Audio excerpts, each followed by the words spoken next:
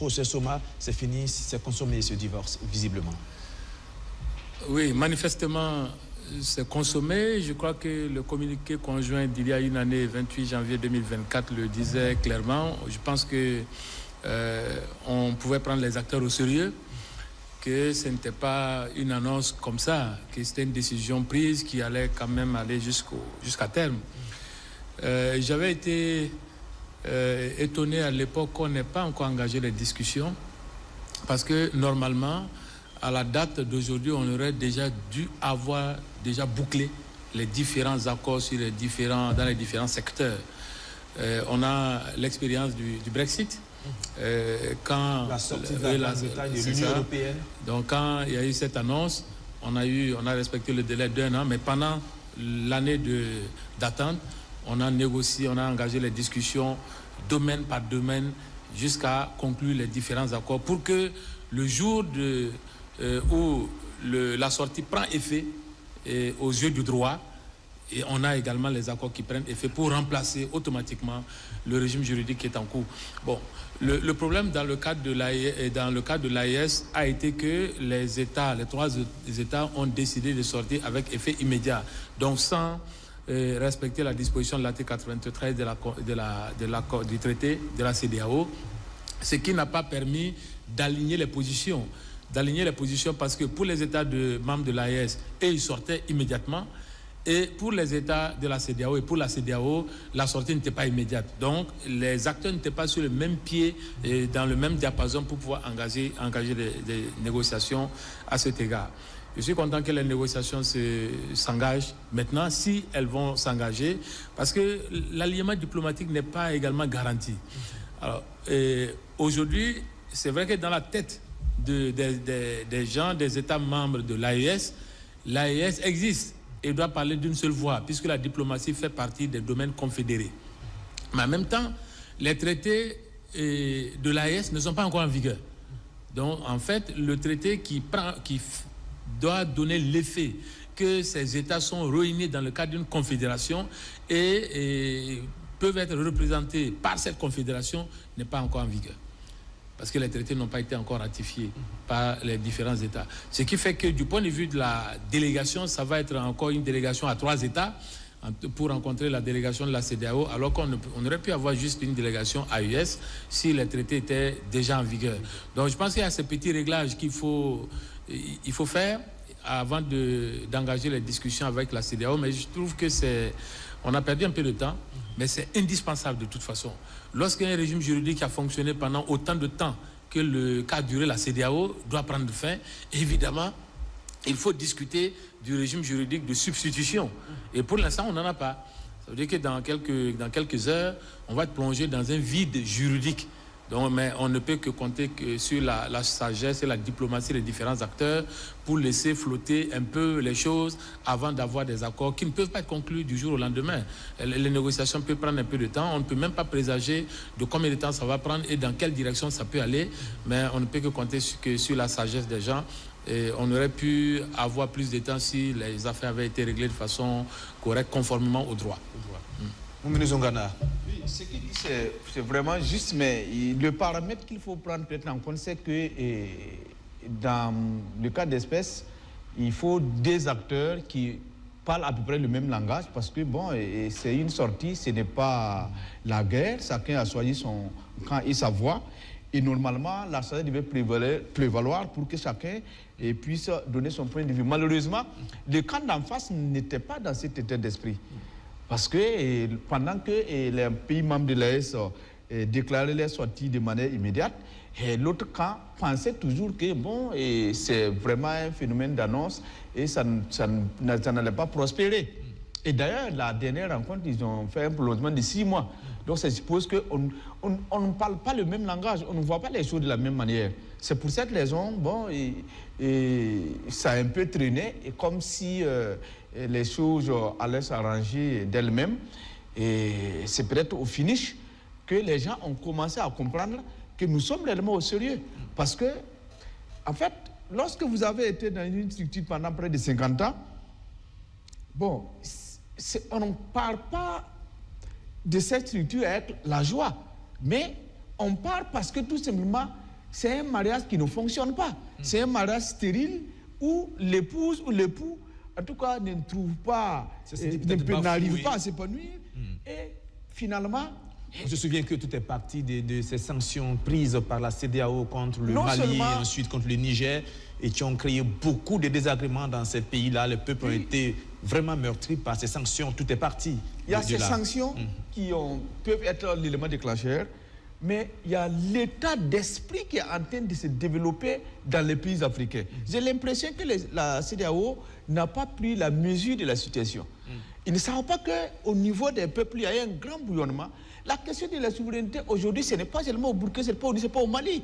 Même quand vous prenez les autres pays qui sont au niveau de la CEDEAO, vous écoutez leur jeunesse, vous écoutez leur peuple, ils ne sont plus dans cette situation où ils veulent un tuteur.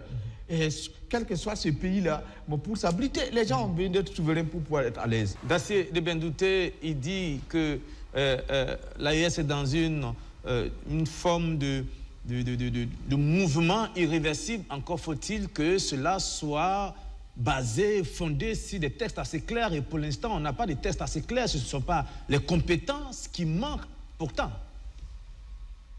Oui, merci. Vous savez très bien, au début, j'ai parlé, ils n'ont pas voulu écouter. Voilà. Il ne faut pas avoir peur des mots ou des idées. Ce sont nos pays. Nous sommes les intellectuels d'élite. On est tous appelés à diriger nos pays, nous sommes tous des responsables, mais il va falloir aussi que nous faisons l'effort de comprendre. Voilà, parce que d'abord, quand vous regardez ce combat, c'est un combat de colons et de colonisés.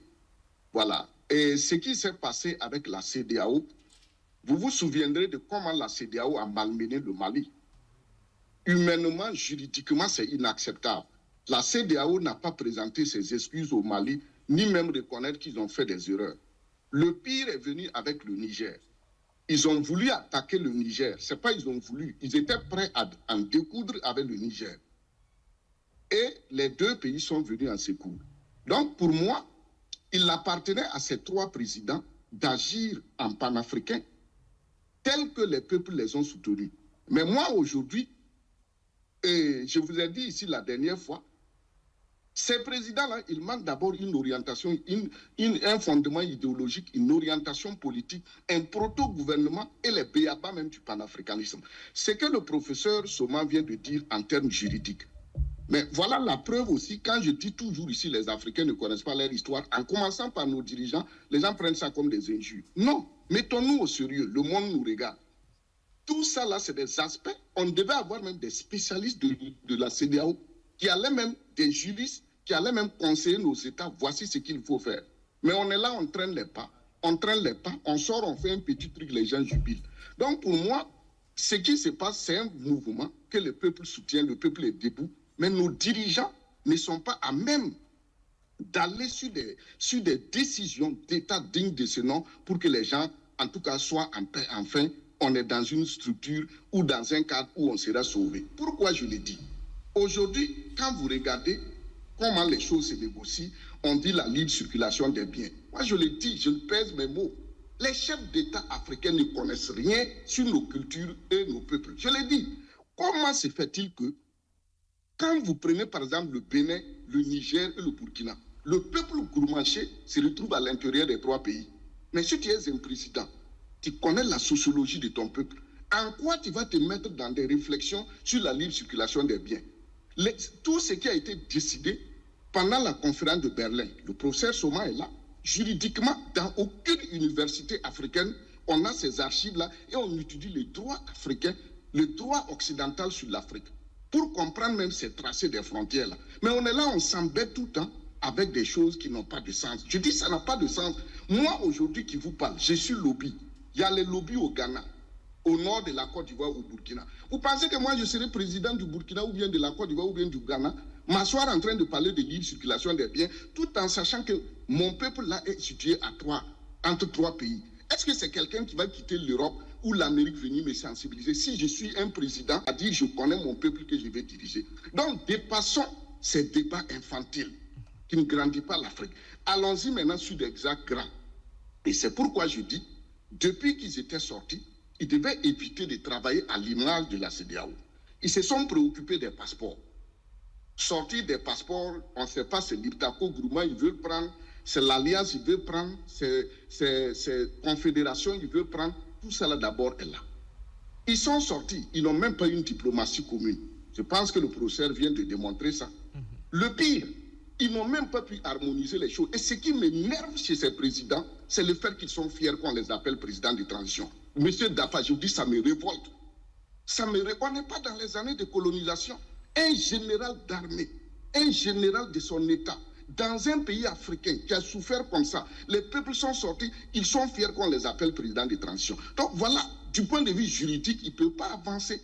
Parce qu'eux-mêmes, ils n'ont pas pris le temps d'orienter, de coordonner les choses et de dire, si ce sont des présidents africains qui dirigent, qui aiment nos peuples, Assimi Goïta, Tiani, devait dire, hey, à partir d'aujourd'hui, il n'y a plus le mot transition. Il n'y a plus le mot transition. Mais pourquoi ils gardent ces mots?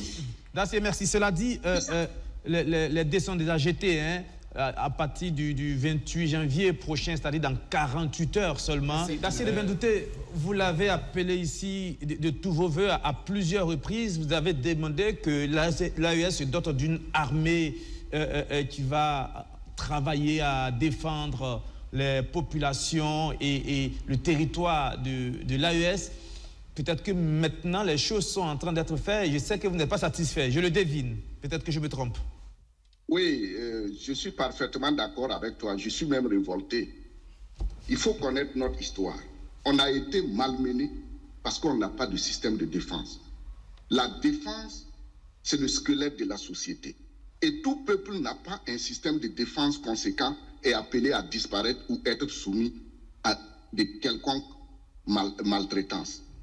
Notre histoire en est le cas patent. L'AES travaille conformément à la CEDEAO.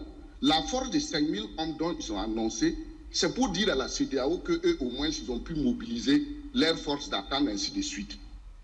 Alors que l'AES est née dans un contexte de guerre où on voulait les asphyxier, les présidents, là même, tous les jours, on veut les tuer. Moi, je suis panafricaniste. Au regard du combat panafricain, moi, je rejette en bloc ces hommes de 5000 hommes et je réclame auprès de mes présidents de l'AES un ministère plein de défense, un état-major général de l'armée et à partir du moment, on va lever une armée et d'ici les 10 ans à venir, que l'AES lève une armée de 1 million d'hommes. Ce n'est pas impossible. Monsieur Dapa, l'AES fait 2 781 392 km². Une population de 71 375 990. La Corée du Nord fait 120 538 km², population 26 16 000 personnes. La Corée du Nord, en 2021, c'était la deuxième grande puissance parce que 30% de la population est militarisée. La Corée du Nord aujourd'hui a des missiles intercontinentaux. Aucun pays africain ne fabrique des missiles intercontinentaux. La Corée du Nord est une puissance nucléaire. Il a une industrie militaire. Mais si des militaires, des généraux, des capitaines sont présidents de nos États, ils ont peur de qui pour aller directement créer une armée confédérale afin qu'on soit rassuré que militairement l'Afrique est en train de se réveiller. Regardez ce qui se passe dans le monde. Qui viendra? Et ici, je profite de dire, la France a raison quand elle a dit que c'est Wagner, c'est la Russie qui nous a dit de les chasser. Et sinon, nous, notre mentalité ne peut pas atteindre ce niveau pour les chasser. Aujourd'hui, la France a raison. Vous réclamez la souveraineté, vous êtes des militaires. La première des choses qu'on doit faire, c'est la souveraineté. Moi, je suis dans mon peuple, quand tu as un garçon, en pays lobby, quand tu as un garçon, il atteint un certain âge, la première des choses qu'on lui donne, c'est un arc. Il doit savoir se défendre. Mais pourquoi nos militaires aujourd'hui ne veulent pas nous envoyer directement dans un système de défense? On est là, ils ont dit force conjointe, j'ai critiqué ça. Ils sont venus maintenant force unifiée.